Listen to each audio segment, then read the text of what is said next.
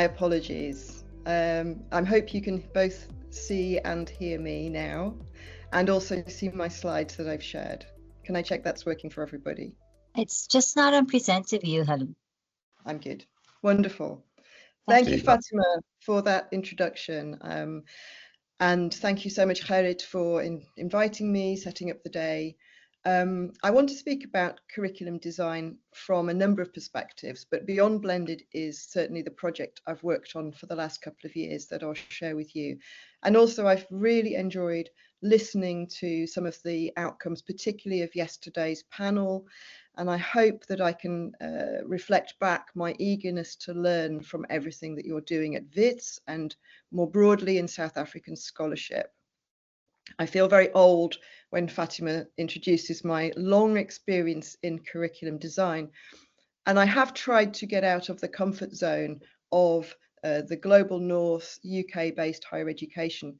But of course, that is still the context from which I speak. And I'm very keen to listen and to hear what we can learn from each other and in common across the world. And I'll say a little bit about the COVID pandemic as potentially something that might have created a more common context for curriculum design, but yet, in my view, has really only exacerbated and shown up some of the inequities and inequalities that we really have to be addressing, not only in our politics and in our organizational work, but also, I think, in curriculum design. And it may be worth also saying that I have fairly recent experience of designing a pedagogic framework for emergency teaching setting, which is a very different kind of curriculum design. So when Fatima and Sibongile and your team invited me, immediately I kind of said, well, what do you feel I can bring? You know, what can I bring to the context? Despite my long engagement with South African scholarship, you know, what can I, from my perspective of studying based in the UK, share? And this was a nervousness of mine, but when I looked at the day 2 outcomes that you've been sharing and listened to the panel, I heard so many words that chimed with me that I felt, well, maybe this is the right place for me to be. Maybe this is somewhere that I can both listen to and explain some of my work that will find common ground. So some of the things that I found in this wonderful book about reimagining South African higher education, about explicit pedagogy, so making clear to students what our thinking is when we ask them to do things, you know, not keeping that curriculum as a black box that they have to decipher, but explaining our thinking in sharing activities and resources with students, that those activities might be authentic. Well, we'll think about what authentic means in different contexts, but certainly that learning should be meaningful, deep and meaningful. And as Gerrit said, engaged, because if it's authentic, it will be more engaged. I found in that book and in some of the outcomes from yesterday, the word crafting, and I really enjoyed the feel of that word. Both crafting is something that happens in the curriculum. We ask our students to craft their ideas, their practices, their self-identity. But also when we do curriculum design, we are crafting something with care, you know, just as somebody making a bench would craft it with care and think about all the working parts and how they fit together. And I also heard from the panel yesterday the term humanizing the curriculum. And I mean, I think humanizing is an important but contested and difficult term. And we can maybe think about how we humanize without imagining that everybody is the same, or everybody, we have one image of what the human is, and that's going to work when we do curriculum design. So I was relieved to feel that maybe I was in the right place, and also to reflect on the work I've been doing most recently around emergency education, and to think about what is an emergency. What does it mean? And I looked it up. And so an emergency is something that happens in time. It's a moment in time. It's usually unexpected or sudden. So it affects a community. It's not a private event. It affects the people around you as well. And an emergency is something that demands action. You don't just sit back and wait to see what's going to happen. And it demands action to address the common concerns of the community. And I think the other thing about an emergency is usually we think it means that the body's needs, the body's safety, or the means of life are threatened. So the idea of an emergency already brings into play some of the things I kind of want to think about in relation to the curriculum post-pandemic. Time, communities, bodies in space, and authentic action. I'm sure as educators, many of you will be familiar with Maslow's hierarchy of needs. You may have versions of this that you use, but the idea from Maslow is that in order to engage meaningfully at the top of the pyramid, which is what Maslow calls self-actualization, so meeting those curriculum outcomes that we all hope for our students, to be more capable, to have more opportunity, to have the ability to turn their life into an opportunity at every step. Maslow says that in order for students to engage at that level, these things at the quote lower levels have to be in place. So students need to feel safe, that their conditions of life are satisfied. They're not cold, they're not hungry, that they feel a sense of belonging. Their socio-psychological needs are also met. So it's safe to participate here. It's safe to say what I want to say. I have something to learn from the people around me. I think what we've learned from COVID and also from other forms of emergency learning that I think in South Africa you also have great experience of, that the world has learned from, I think we've learned that the whole of the pyramid can be a curriculum. And I'll say a bit more about what I mean in a minute. But I also wanted to share with you a rather lovely drawing that a colleague of mine, Simon Ray, made in relation to another project I worked on called Students' Digital Experience. And he redrew Maslow's hierarchy with those physiological, psychological needs. Well-being was at the top, and this term digital well-being is one we use a lot in the UK, and I'd be interested to know if it translates to the South African context. But right at the bottom, he put Wi-Fi as the most basic need that our students have. It's like, if I don't have Wi-Fi, I almost don't exist. I certainly can't engage with learning. And I think this is a really fun way of thinking about how technology changes what we think of as our basic needs. And certainly in an emergency learning context, making sure everyone has Wi-Fi is a really, or at least some kind of connectivity, a mobile phone, however basic, becomes a very basic, urgent emergency need. But what's an emergency? I think it depends on your perspective. As I've said, it's something that happens, it affects your community, it requires urgent action. Even in the UK, I think some of our students are engaging in learning in a sense of being in an emergency setting, even in the UK, navigating borders, navigating personal difficulties, crises of care in their family. In both the UK and South Africa, our students have different ideas of what an emergency looks like, perhaps, compared to what our universities think of as an emergency. And we tend to feel, perhaps idealistically, that the pandemic was a global emergency that brought everybody together. And this UN statement that nobody is safe until everyone is safe, I think we could also apply to education, that nobody was able to learn until everybody was able to learn, and we had to learn from each other. There was no way we could get through this pandemic without every community being able to share how they were coping and what they were doing. That was the ideal. That was the ideal, that this brought everybody together. And it brought everybody together because everybody in the world as a human being shares a common body. And our bodies were vulnerable. All of our bodies were vulnerable. And we learned that we can only survive as a species if we learn together, if we plan together, if we share our cultural knowledge, whether that is a vaccine and the knowledge of how to make it, or whether it's how to help our community cope and thrive, share food, reach out to people who are struggling psychologically. And yet, with all those ideals about the common humanity of the vulnerable body, how many inequalities were realized and amplified and highlighted during the pandemic. So there are many different cultures of knowing that are not equally able to attract attention, to attract resources, to thrive. I think in the ideal world of the post-pandemic, we would understand globalization, our shared humanity, as the opportunity for conversation, especially in higher education, as a space where our diverse knowledge cultures can meet. And that's why I'm so keen for this keynote to be a place where you can talk back to me. Fatima will help us to have a conversation where we can try with mutual respect to enrich each other's cultures rather than simply asserting that some cultures know more than others. But of course, in every culture and between cultures, those inequities and injustices are barriers to everybody thriving. So this brings me to the piece of work that Fatima alluded to at the beginning, which was a desk study I did internationally with my colleague Sheila McNeil about what we had learned about curriculum design specifically during and immediately post-pandemic, and some of the work we did. Now, again, I want to explain this was very much based in the UK from a UK perspective with UK funding.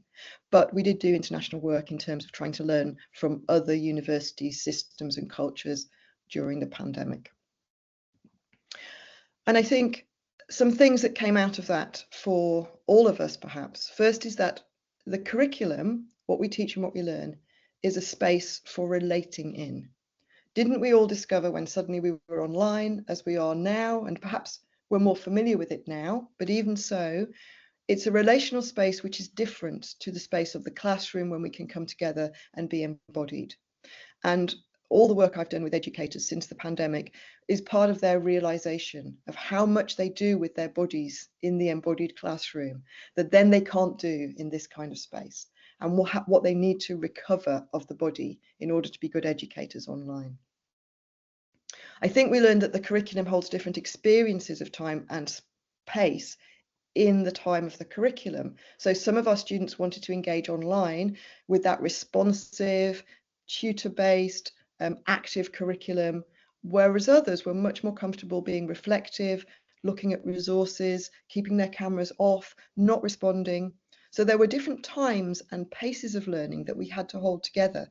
And maybe that made us more conscious that the embodied classroom also has different paces and different comfort levels going on with the responsive and the reflective timescale.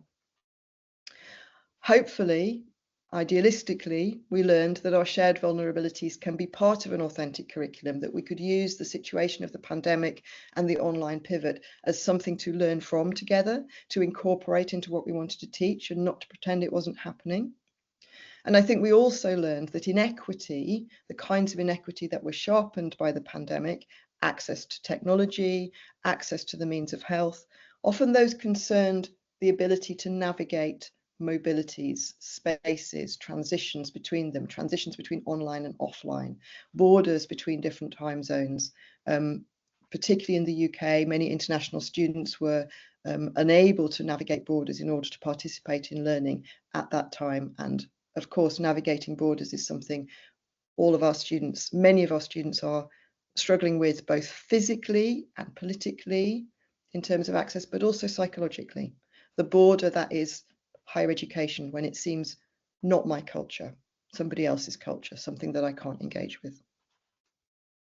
So I think one of the things we learned from the pandemic that we highlighted in that first report, first of all, is that all learning is now blended in the post-pandemic, in the sense that everybody has the potential to be online all the time. Even when yesterday I was speaking at a conference which was in person, but everybody had their devices. Everybody was online in some sense, either looking at what I wanted them to be looking at or some other thing. Those boundaries between online and in person are constantly being blurred. And yet, even when we think we're online, like as we are now, everybody has a body and is in place somewhere. And that somewhere has resources for learning or lacks those resources for learning, which we learned very deeply in lockdown. Some people could not arrange a private space to be online. They couldn't arrange a place where they could have 2 devices so they could navigate more successfully. They couldn't arrange enough Wi-Fi. They couldn't buy their phone credits, So the place they were in was part of their ability to be online. All of us are distanced from the curriculum in some senses and navigating that distance and those borders. And all of us are trying to learn at our own pace, but not in the same way, not in the same manner, not all of us with the same resources of time and place and platform and device, and certainly not all with the same capacities to move across borders. Now, all of this sounds quite theoretical, but I mean this really quite specifically, the way that technologies, for example, now allow us to shift time and place and modes of relating. So this opportunity we have now of live video, which will then be recorded, so people can go back and look at it again at a different time. All my students look at recorded lectures in 1.5 or 2 times. I don't know how they manage that, maybe yours do, so they can speed through to the bits they really need. And that's spending time for them. Collaborative environments of the kind that you're using with the Padlet, that I use a lot, also allow us to begin an activity when we're live and together, and then to continue it through the week as people drop in and out and they engage more reflectively and they look at the things they did in a more responsive time mode. So collaborative environments are really, I find them really powerful for bending time and place in the curriculum. Generative AI, whatever we think of it, has clearly arrived into the curriculum as something that requires us to rethink time, particularly because it requires us to assess students over time, their process rather than their product, which means we have to put into the curriculum those opportunities to look at student writing, look at it again, look at it with students, ask students what their practices are, requires different relations of time through the curriculum. And yet, just like time and place, of course, technology is a new source of inequity.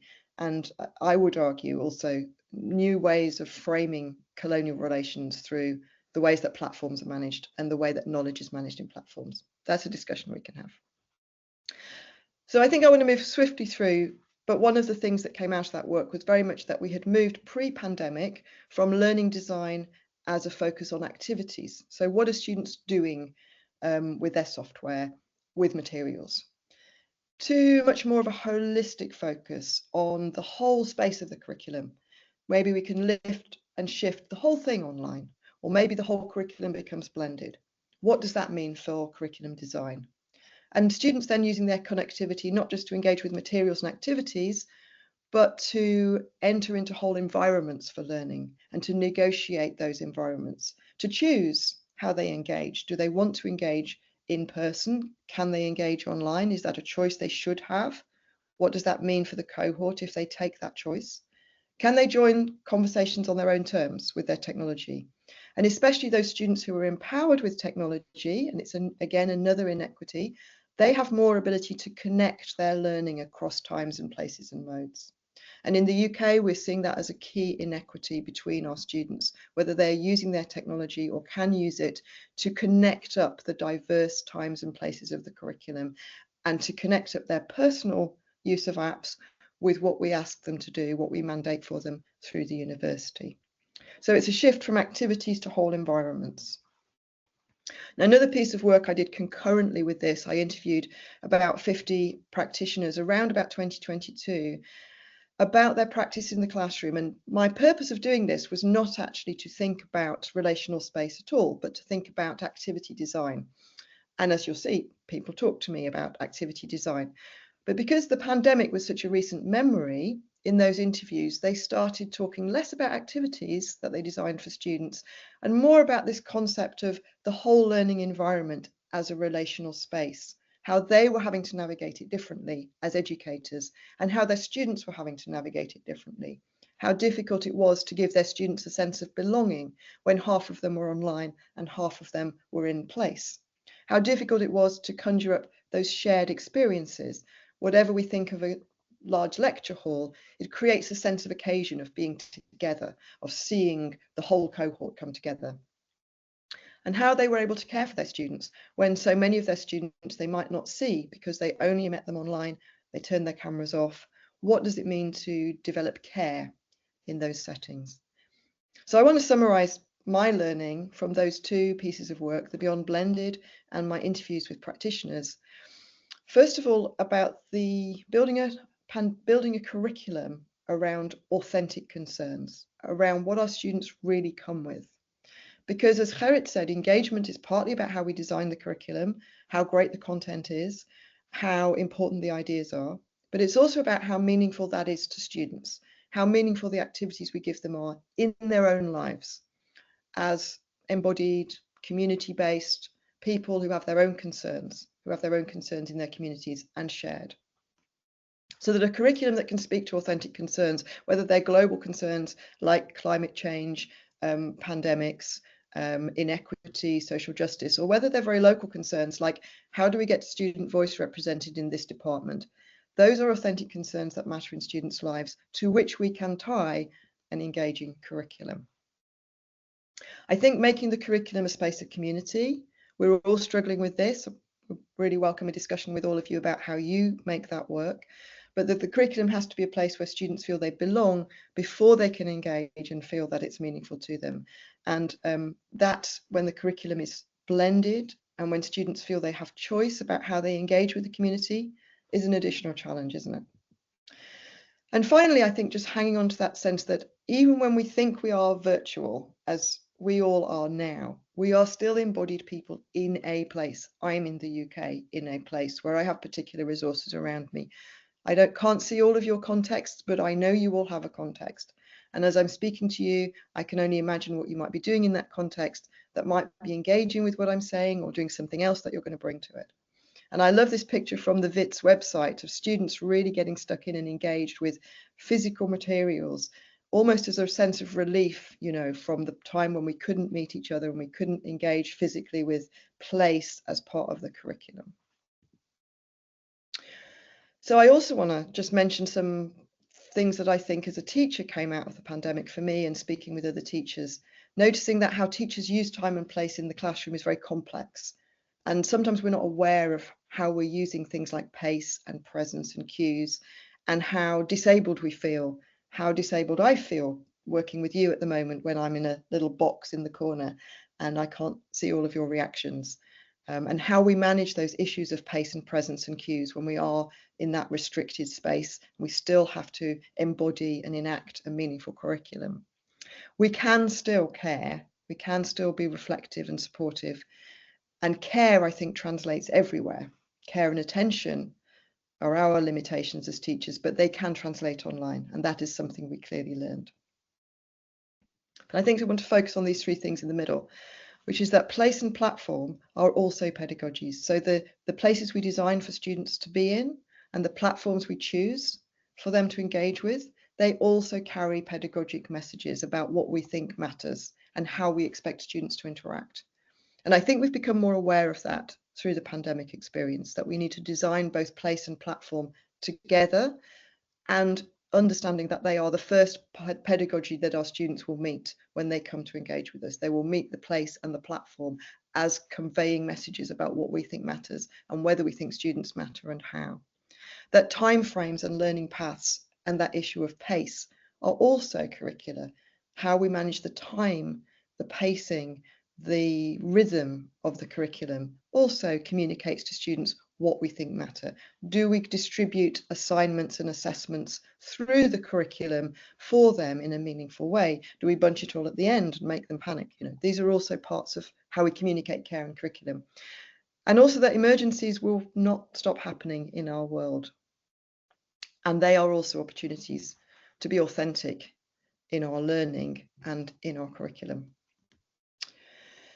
Now, I may have talked at quite a high level about those issues. I want to finish by introducing some resources for teachers that I've been developing in the second phase of Beyond Blended, again with my colleague Sheila McNeil, again with JISC funding, although I'm speaking here on my own behalf and not as a representative of JISC.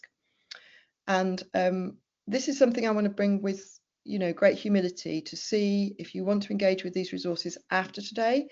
I would love to have your feedback. I've been speaking with Fatima about whether there could be any ongoing collaboration around our curriculum development resources to see how different they are, how similar they are, what we can learn from each other. But some of the kinds of things we've been working on is making this theory really accessible. So in the UK, we now talk about 4 modes of learning or 4 modes of participating. There's the live online, as we're doing now. There's the live in place, as you've been doing for some of the conference and as a lot of teaching still is. So when we bring people together for particular reasons to work with materials, to work with each other, to discuss, to try things out. Then there's asynchronous online with kind of discussion forums and collaborative environments that students can dip into and out of as they choose to. And then there's the 4th mode, which often gets left off, which is asynchronous but in place. Because one of the things we noticed during the lockdown is that students have very different resources for engaging online. And many of our students are saying to us, we can't get online at home, we don't have a private space to work in, we want to come onto campus and for you to give us places where we can go online. And so this idea of the university being a place that students can also be there, but be engaging asynchronously, be online, is also really important to bring into this model. So we have these 4 modes. And from those 4 modes, we've developed a whole number of resources about the kinds of sessions that you might run with students that might be in one of those modes or a blend of them. And particularly talking of explicit pedagogies to communicate to students what is valuable about those different session types. So what is valuable about coming together to engage in materials or in an environment together live in our embodied learning? How do we bring our bodies to that? Why does it matter that you turn up and do that in that way? What can we bring when we are in an online seminar that makes that more engaging? Why are we doing it online? Okay, what is in it for you that makes online the right way to do that? What's in it for you in this collaborative discussion board that we're going to take from our live session to our reflective session? What can you access with your mobile phone that we can make valuable and interactive for you, however narrow the bandwidth that you're connecting through? And in addition to that, we've got what we call the 6 pillars, which I won't go into any detail, but it's the kind of principles around attending to place, platform and pace as part of the curriculum, where we communicate what matters to learners. It's not an accident that we're in this place or in this platform. We've chosen it because we think it does these things for you. It communicates our care, it communicates our humanity to you, it communicates a sense of belonging, or it communicates what matters in this curriculum. And then there's those 3 approaches: blend, flex and support. Blend being how we choose to blend those things together. Flex being giving learners some choice about how they blend things together. And support meaning understanding that all of that, both as teachers and students, requires resources. We can't just do things in lots of different relational spaces without extra learning, without extra technology, without extra help. And that these are things that organisations have to provide. If we want to be blended, if we want to be flexible, there have to be various sources of support to engage in those different modes. Now, the last 2 things I'll share, which I really enjoy using with students, are some posters that we've developed with students, and we also use as blanks for students to fill in to communicate with us about their experience of the blended environment. And one of them we call Where Am I? So where am I when I'm in a live lecture theatre? So of course, I'm here in my body, in my seat perhaps, but I might be in several other places at the same time. I might be online, I might be in the virtual learning environment, checking something out. The lecturer might ask me to go to a Padlet or to do a quiz or to go on my mobile phone and check something. Of course, being a student, I might be checking my social media. Okay, that might be going on as well. It's important. You know, I need to check my doctor's appointment maybe, or I need to know if I'm missing out on something. I might be asking my friends if they're confused about what's going on. It's just a way of mapping this complex landscape that our students are experiencing when they're in one place. They could be in many places. And also beginning to help students to manage that.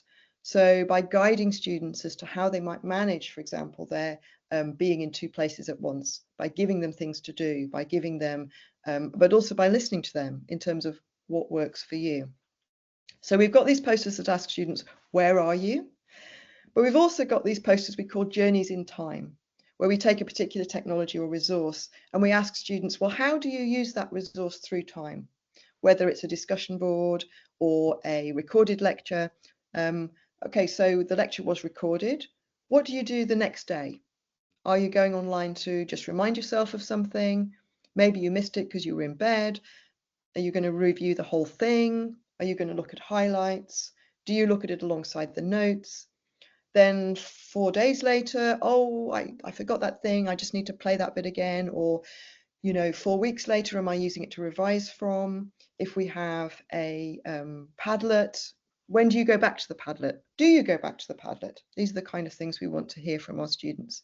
So we're helping our students to map their times and their places through the curriculum so that we can create a curriculum whose times and places better match to how young people and our students particularly want to engage, what makes them feel that they belong. Now I've put up for you a special link, which I will in a moment put in the chat window, but hopefully it's easy enough that you can copy down. And Fatima, maybe we can copy that into the chat window, which is a Padlet I've put together with some of these resources if you want to explore them and see if they're useful to you. And I'll put that in the chat window in a moment, so don't worry that it will go off the screen. But what I really want to do is stop talking at this point, because I've said a lot, and some of it may not be relevant, some of it you may want to push back at, but some of it you may feel does chime with the experiences you've been discussing. And please contribute now through Fatima and myself what you feel we've learned about curriculum and curriculum design through various forms of emergency education that we have all engaged with over the last few years. And I'm going to take this opportunity to put my link in the chat window for you and ask for any feedback that you may have and questions, please.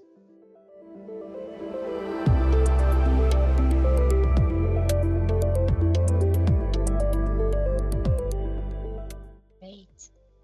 Thank you, Helen. It was excellent. Sure, there's a wealth of resources there that's available. I see any questions? Gerrit already mentioned, and Dominique Ulrich is the head of our learning experience design team. And I know they're very immersed with sort of developing and using the ABC learning experience design approach, which I know your curriculum design approach uses that too, right? That's correct. Yeah.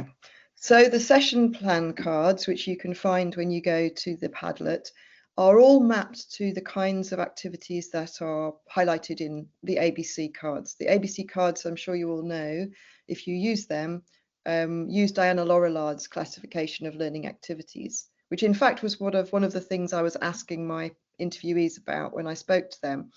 Now those are very closely mapped to our session cards. So for example, if a session is a live lecture on campus, we'll look at what activities might happen in that session. So if you use ABC already, it's a way of mapping that across. So we didn't want to do anything that was completely new and say to people, whatever you're doing now, you have to change it. No, because we know a lot of people are adopting ABC and other frameworks. We wanted to say, thinking about time and place is on top of thinking about activities and interactions, and part of that. Okay. Thanks, Helen. Gerrit, you want to ask something?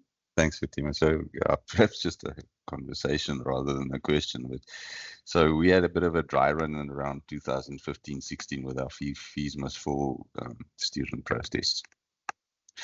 And at the end of that, we had I think they called it a blended learning colloquium. With a lot of universities that kind of looked at what happened during the course of fees must fall. And sorry, let me put my camera on. And you know how universities, institutions address that, and what experiences people were drawing, or learnings people were drawing from it. And so one of the actually probably the key finding was that if people were online before the crisis and they went through crisis online, then it kind of almost was a non-event. People just carried on doing what they were doing. But when people went online at the time of the emergency, because of the emergency, then there were all kinds of things happening. So we had academics that said, when students protest about difficult learning environments and circumstances, and we then take our learning online because the campus is shut down, we're actually undermining the student voice. And so a lot of academics didn't want to go online at all because they felt that would kind of be negating the space for a very important conversation. And so also at the same time students who had to go online, we had like a purely face-to-face in-person experience before the crisis. When they went online, they were really unsatisfied with that experience, and they said, this is not what we paid for. We paid for this in-person experience, and that's what we want. This is so we've got this two really strong narratives that occurs during crisis. And so when we went online during COVID, we had that exact kind of experience again. We had academics that didn't want to go online before everybody could have access to great online experiences. We had students who were online before, and during COVID they just carried on. And then we had students who had to go on because of COVID, and they were really deeply unsatisfied with that experience.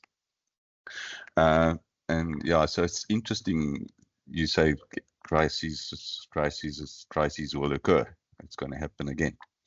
And I made a comment earlier that I really hope that next time when the crisis comes around, that we are prepared for it. We've got everything in place to be prepared for it. We've just got to do the hard work now.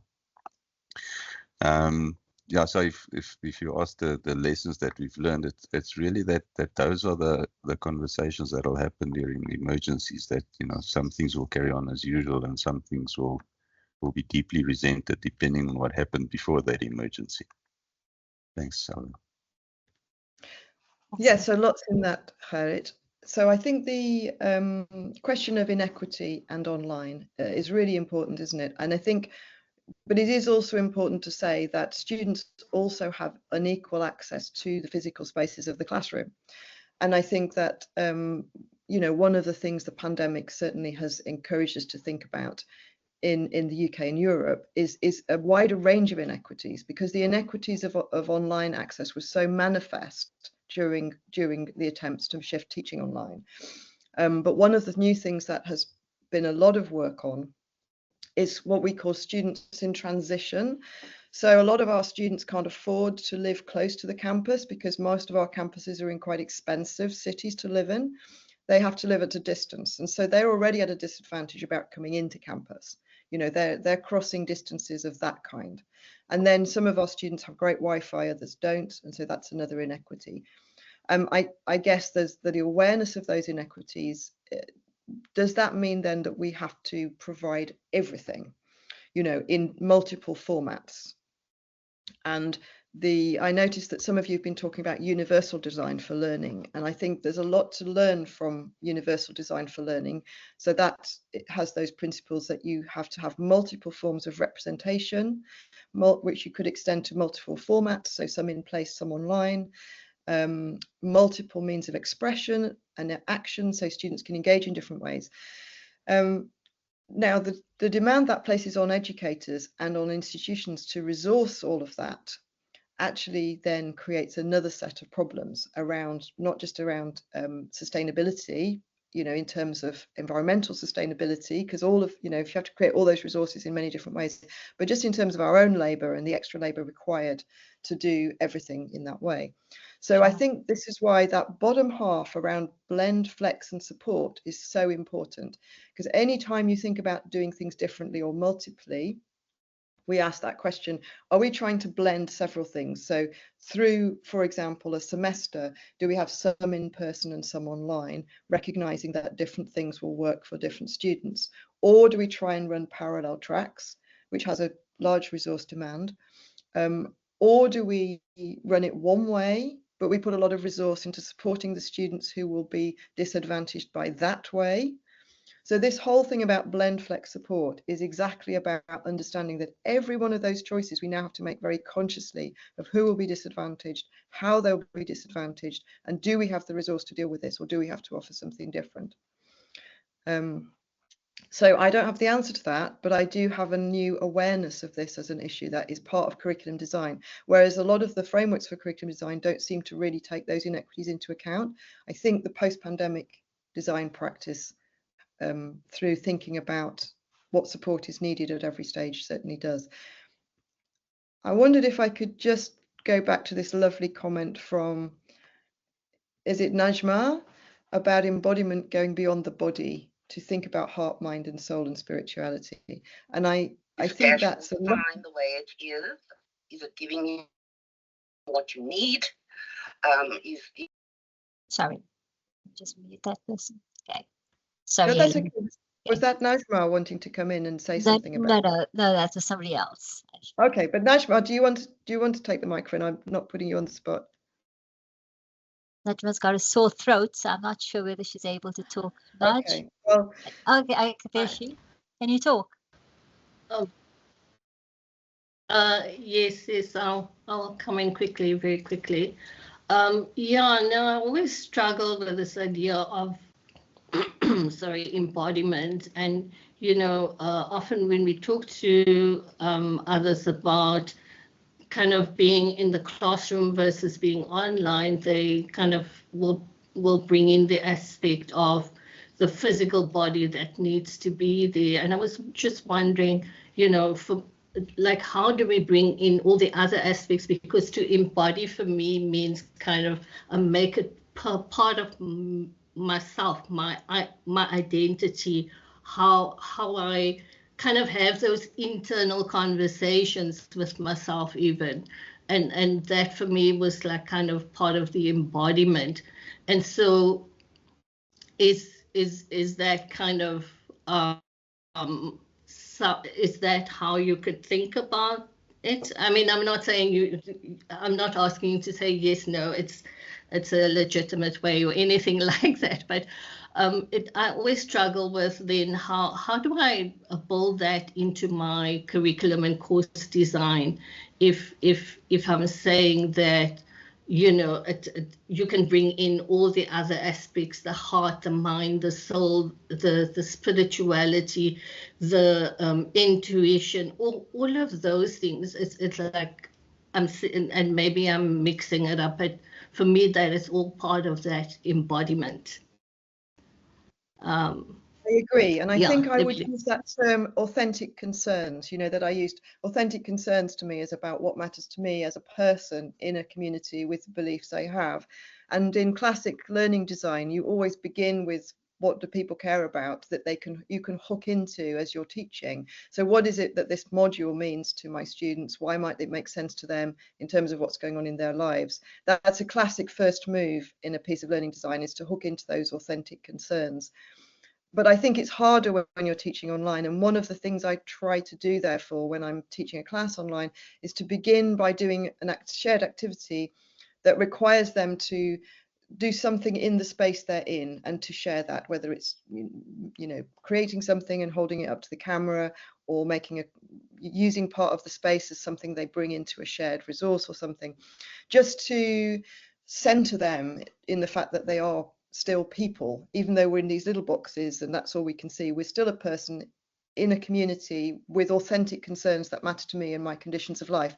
Now, that's how I would express it, but I think that does encompass those forms of spirituality you want to bring in. And I just say one other thing, which is not quite the same, but I teach multimedia design, and one of the things I try and encourage students to think about when they're thinking about the media they use for learning is that media are all about the body and its senses. Like, do I prefer to take things in through my eyes, through my ears, by doing them, by being immersed in them? You know, when we read, how do we hear that? So I think the body is always there when we're teaching, through the media we choose, through the concerns we invite students to bring and share with us. But I agree that that is a much bigger thing than just the physical body and its bones that are sitting there on the chair. I agree completely. Fatima, Lanel has Lanel, yeah. Lanel, do you want to come through? Hi, thank you for the presentation, very interesting. The one question that I have and think that something that we kind of grapple with is, so I teach financial accounting at a third year undergrad and at postgrad level, and accounting is a subject where you really have to get the action and the thought process. And so for me, so when we did online, we didn't do PowerPoint or anything like that. I would use a tablet and talk and write at the same time and things like that. And I think that helped students to be able to get the thought process. So now we've come back and we are looking at blending. And for me, the challenge is we need our students to be in the classroom, because we've really seen that being back in the classroom, for the kind of subject that we teach makes a difference into how students are able to absorb not absorb, or be able to learn. And how do you then take that when we've got students who don't want to come? So yes, if we put up videos, then they kind of like, oh, I'll just watch the video, and they think that watching the video is a learning process, but it's not. It's what you're doing. And our lectures tend to be fairly interactive with activities interspersed, so that you're giving them time to think about it, to process, to try it out. So kind of like, I wondered, what's your perspective on that? So we kind of have taken a perspective that we don't provide video, although I know it would be helpful to students who are struggling. We encourage them to come and speak to us individually, because if we put it out there, then they kind of like avoid it. So that was my question. Brilliant question, and we're all grappling with that one, aren't we? I think this is where explicit pedagogy comes in. One of the things that we learned about the body, is that it's really important to learning. And I think when I say that teachers' practices in the embodied classroom are really complex, we didn't know that really until it was taken away. And so all the interviews I did with teachers, they were saying how much they missed being able to move around a classroom and use their position in the classroom to enact certain forms of pedagogy.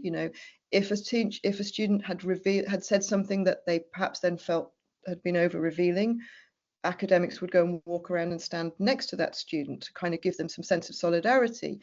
The way that they used eye contact to check what was going on, all of that was taken away. And the fact that when we come back onto campus, let's remember that we now know something we didn't know, which is how complicated and nuanced our teaching practice is with our bodies. When you're writing those solutions out, you have learned, we have all learned that it's not an accident. Students learn by mirroring, and they learn by watching you going through the process. And there's also something called, it's a term, contextual indexing. But what that means is that when we learn something, we also learn about the context we learned it in, whether we like it or not. And the classroom is a very particular kind of context. Yes, so I had a problem if you learn with something in my that headset. context, I just want. Yeah, so I think we've all learned these things are important. And if what that means is you communicate to your students, it really matters that you're in the classroom, because in the classroom, these things will happen, which will help you to learn. I'm not suggesting that solves the problem, but I think this kind of very explicit approach we've taken with modes, and we're getting students to think about the modes and getting students to annotate what works for them about the different modes. Then we just put the poster up and we say, you said this. You said that actually you don't like coming to class when no one else turns up. So what are you going to do about that? Here's the poster that you created that said, this is not a good learning environment for me if I'm the only person who turns up or hardly anyone turns up. So I think that's not a solution, but it's a conversation that might lead to a solution about why do we value certain ways of learning, and how do we explain to students that this context for this activity will be the best context for you. It's not for our convenience, it's for your learning that we're doing it this way. Thanks very much. That's really helpful. I think that just really brings it to, so I'd never really thought about asking the students for their context and then sharing it. I know that I make a lot of things explicit in my teaching and why I teach the way I do, but I've never thought about that aspect of it. So thank you. It's helpful. Thanks, Anil. Abdulhamid? Hi, Helen. Thanks so much for really engaging conversation. I wanted to ask you, we spoke a bit about resource constraints and how that, limits us in terms of what we can do. And I wonder whether you can tie that into, you spoke about coloniality and how, some of these new ways of or new approaches to pedagogies may impact or may be a different form of coloniality. So I wonder if you can speak a little bit more to that and tie that in maybe to resource constraints, because I often think about the type of hats that I need to wear as an academic in the global south, and whether those are the same hats that academics in the global north have to wear in terms of the resources that are available to them, in terms of whether it's student support, whether it's in terms of course design, whether it's in terms of, just thinking about your pedagogies, like how much resources are available. And obviously it's a very broad question because the UK obviously has different may have different types of institutions, and they may have different challenges and constraints along the way. But I wonder if you can speak to that in terms of the coloniality aspect that you mentioned. Well, it's very ironic to be saying this while doing a keynote about curriculum design, because I've worked over many years in projects, for example, in open educational resources would be an example I would give, where this is a caricature, but it's not completely unfair. I think academics in the global north had the idea that if we made all our curriculum materials openly available, that this would be very useful to universities that were less well resourced, wherever they were, without thinking through the fact that at the same time as we were doing that, digital allowed us to do that, to develop open resources and to make them open, for the most part, as an act of generosity, genuinely, and a desire to be in conversation with scholars all over the world. So the motivation was extremely good. But at the same time as this was happening, through digitization, the major global publishers, who are all based in English-speaking, largely in North America, were using digital as an opportunity to colonize, publishing opportunities, curricula, textbooks.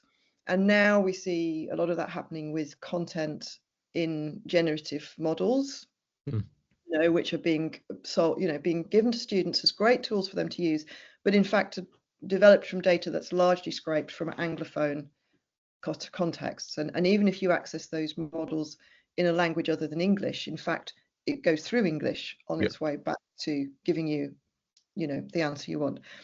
So I speak about digital because I think that's the resource I sort of understand how it has become an aspect of reinscribing colonial relations or reinscribing unequal relations through digital, simply because of the concentration of power in a small number of digital platforms. But I think you're saying something more general, which is entirely true, that, in the UK, we feel that we're terribly constrained in higher education. We don't have enough resources. And yet, we still do manage to find enough resources to develop frameworks for digital capability or frameworks for curriculum design. Yeah. And that, that in itself, and I say this fully aware of the irony that I'm here saying it, but I'm deeply conscious that as I have been invited around the world to talk about, for particularly my digital capabilities framework, it's entirely inaccessible in certain contexts.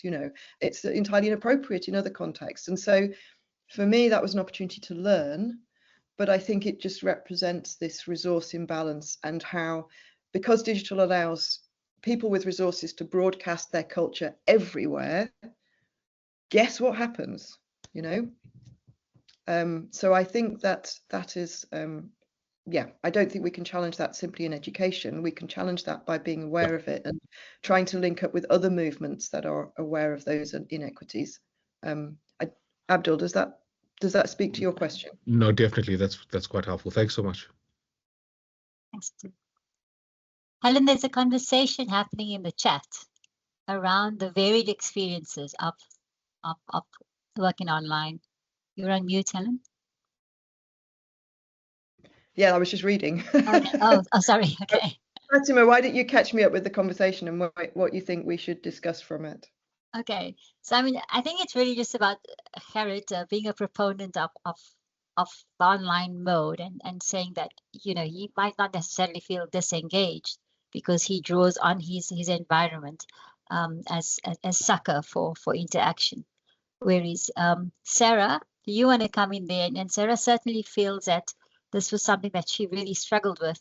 And she's on the one end of the spectrum and the other.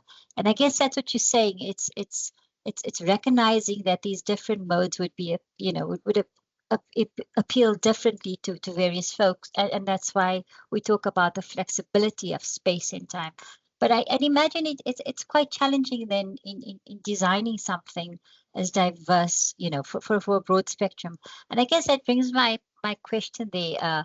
Ellen, we sometimes there's a suggestion that we design for online and then we adapt, for various modes. And it's almost kind of priming us for an emergency era of sorts. Well, what's your thoughts on that? Well, I think designing for the last emergency is always a bad mistake, isn't it? Because we just had the cloud strike outage, which I don't know how badly that affected South Africa, but the UK was very badly affected by a very simple upgrade that affected a lot of Microsoft systems. So designing everything to go online for the last emergency would be a bad way to prepare for what the next emergency might look like. I think repertoire is how we respond well to future emergencies. And this kind of goes back again to the idea of higher education as a global conversation, which doesn't have to mean at the highest level of theory. It could mean a global conversation about how we make our IT systems a bit more resilient, a bit more distributed, or it could be a conversation about how we all make our curricula a little bit more diverse and so on. So I think the thing about everything being online, clearly we learned that that was not going to solve problems of equity. It was going to exacerbate some problems of equity for some students while it solved some problems for other students. I'll just mention I've just written a very long piece that's about to be published called The University Worth Fighting For. And I look at 3 histories of trying to change the university in the direction of social justice and equity. The first being kind of decolonization in the sense of independent nations fighting for their own higher education systems. The second being democratization, sort of starting in the 60s with much greater numbers coming into higher education. And the third being digitization and all the claims that were made in the sort of 90s and early 2000s that digital would emancipate the world, that the internet would be an online university. Nobody would need real universities, that everyone could join whatever learned conversation they wanted to all the time. And I look at those 3 movements and how they got kind of reversed.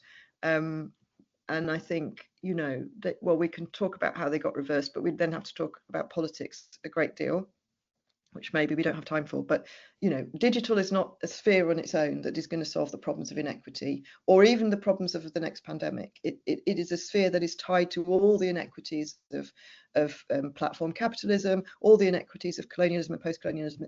Digital is absolutely infested with all of them, and it's not the solution to any of them. I'm afraid my perspective is only politics is the solution to those things, but that's a different talk. Thanks, Helen. I think, sorry, is that Sarah? Sarah, before you come in, there's somebody else there with their hand up first. Let me just see. No, Sarah, over to you. You want to come in? Thanks so much, Fatima, and Helen, thank you for this talk. Really looking forward to that paper when it comes out. I was one of the people who wrote that comment just around there's a spectrum, and I really appreciate your focus on equity. I wanted to circle back to the support piece that you talk about. So you talk about blended, flex, and the support. And I really like the fact that it focuses on support, not just for students, but also for staff. And I think, Fatima, you also spoke to this, as we create more flexible opportunities and address equity in different ways and recognize these different diversities, it does require different types of support. And I wonder if you could share any experiences you've had around how to mobilize such support. I think in particular, we get lots of resources on how do you do an online course? How do you do this kind of thing from a teaching perspective? And to different degrees, we try to guide students on that as well. But sometimes the actual physical structure like Wi-Fi becomes a real challenge or a barrier for those of us who are being pushed towards these kinds of things. And many of us embrace and are excited by it, but don't find necessarily the resources, and whether it's human resources or the money to put up the infrastructure and all that to do that kind of work. So any insights or thoughts on how we grapple with that in a context of being a previous colonized nation and not necessarily coming from the same resource base? Thanks. So I have no solution to getting more resources, but I do have an approach that I've taken throughout my kind of consultancy career to the allocation of resources. And that is, it should always be to teachers and teaching before it's to technology, because technology will come, or it won't. But teachers will always be required. And so one of the reasons that I developed and promoted the digital capabilities framework was because in universities in Europe, particularly, and the UK, were investing hugely in platforms and tending to outsource. When universities invest in platforms, what can happen is that a whole lot of expertise that it should be or could be inside the university gets outsourced.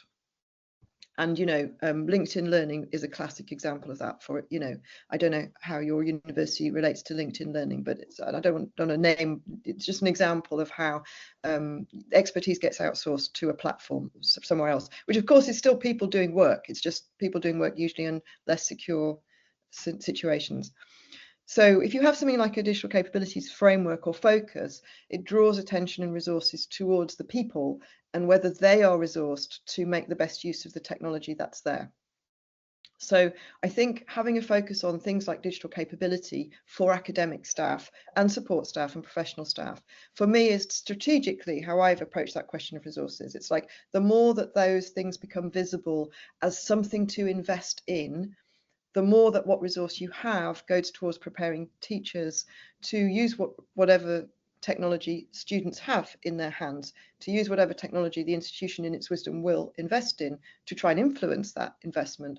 But teachers will have that capability, and the focus will be on, you know, supporting teachers to support students. So that's not an answer to how do we get more resources. I wish I could magically create more resources, but it is an answer to how I have strategically tried to channel attention and therefore resources towards teachers as digitally capable professionals who need to understand the technology that their students have in their hands, who need to understand the potential of the technology, who need to understand the limitations and be critical of the technology.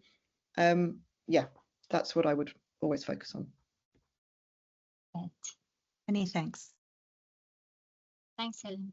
Helen, I see we've reached the end of our session. I just want to thank you for those deep provocations that you've given us, I think, to think as we go ahead, but also then to supplement it with the resources that you've made available for us to guide us in, you know, in going forward and navigating this complex environment. So really, on behalf of the WITS community, and also perhaps Helen might want to weigh in here, we might want to consider, you know, perhaps working together or collaborating on certain ventures or so.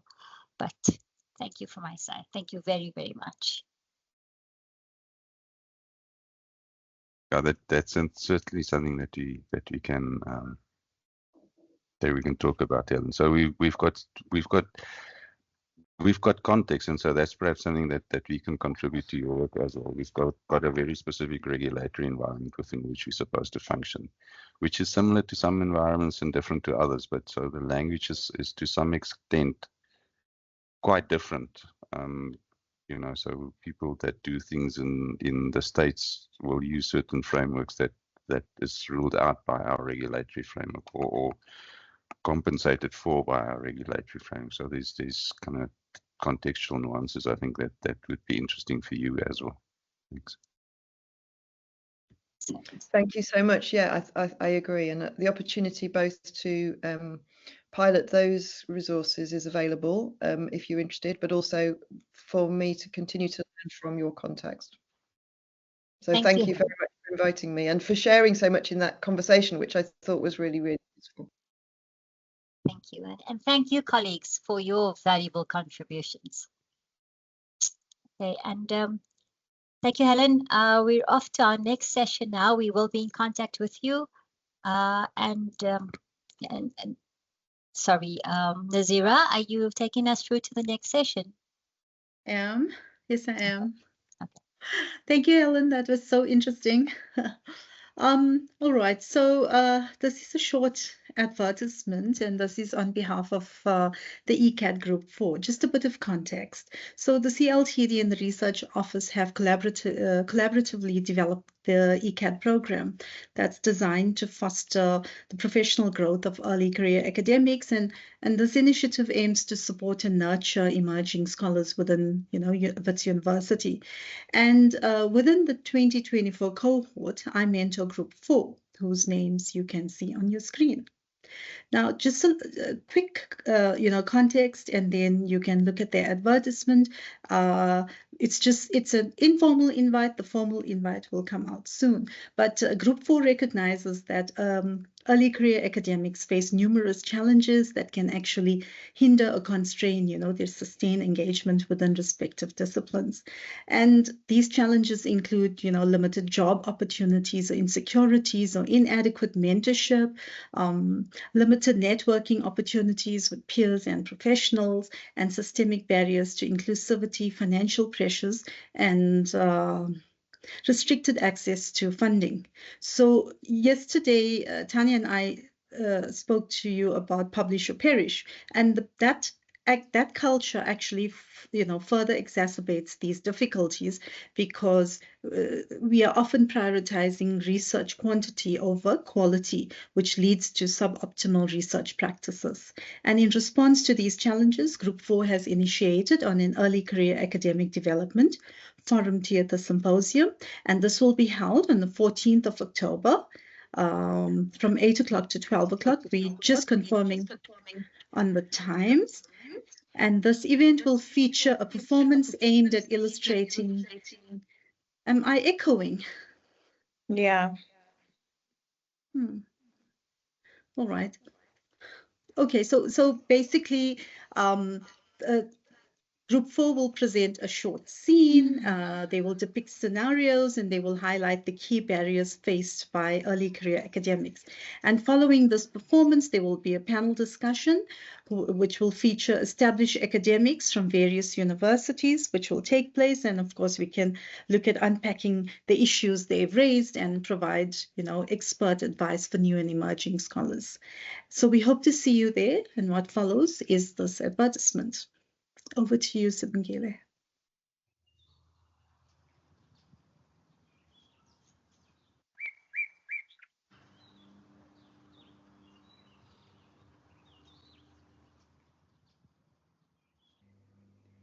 Hello, I am Dr. Shamiso Christine Madzivire, and I am an early career academic. Whilst I am a proud member of the academic community, I am also sorely aware of the challenges that are faced by early career academics. And it is for this reason that I am so proud to be a part of a group of WITS early career academics who are creating a platform that we are going to use to initiate and sustain meaningful conversations between universities, senior academics, and early career academics. And the idea behind this platform is for us to come together and collaboratively address the challenges that are faced by early career academics. Now, the reason that I am extra excited about this development is that as Group 4 of the WITS 2024 Early Academic Development Program, we are moving away from the traditional conference style or workshop style format that we love so much as academics. And we are bringing this platform to you in the form of a forum theatre based symposium. Forum theatre is a type of applied drama and theatre-based methodology that uses theatre to provoke conversation and to highlight challenges that are faced by a certain group of people. As ECAD Group 4, we are partnering with a group of amazing actors and actresses from the WITS Drama Department who are going to be working with us to depict through theatre the challenges that are faced by emerging and early career academics. A bonus for you if you are a lover of theatre, if you want to tap into your inner actor or inner actress, forum theatre is a type of methodology that allows for those in attendance to press pause on the performance and get involved. So you can also hop onto the stage, change the dialogue, be involved in how the scene plays out, and the idea behind this is for us to get a better understanding of the various challenges that are faced by early career academics. So if you are an academic, no matter what stage of your academic career you're at, whether it's early on, mid-career, senior academic, or you're in the administrative bodies of the universities. We want to hear your voice.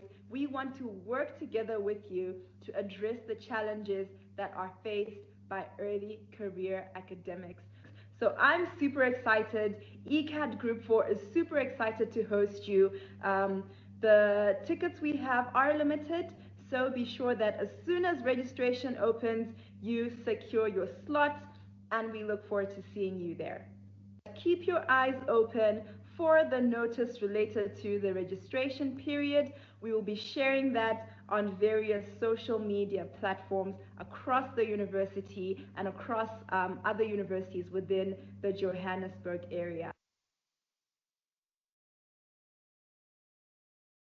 Thank you for that, and we look forward to seeing you there, so keep an eye and see you next time.